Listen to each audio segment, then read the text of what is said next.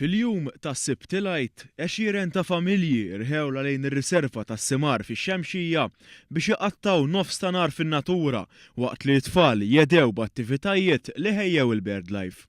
Fil-fatt, kważi 200 tifel u tifla attendew għall-Easter Egg Hunt edukattiva li tellet il-BirdLife.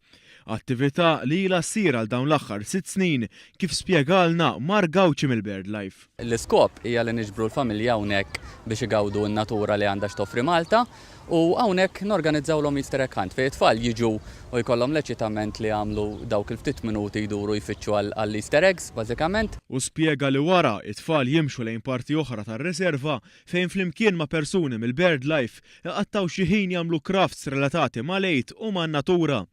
Wara dawn jibqgħu jilagħbu fin-natura fejn dak li jkun saħansitra jista' jmur josserva l-asafar bit-tromba mill-bankarelli impoġġija apposta. L-attivitajiet jidher li niżlu sew ma' tfal kollha illi attendew. Qed nagħmlu craft issa, ma l-ewwel għamilna l-egg hunt, vera ħadd pjaċir. I'm also having a lot of fun picking up the Easter eggs.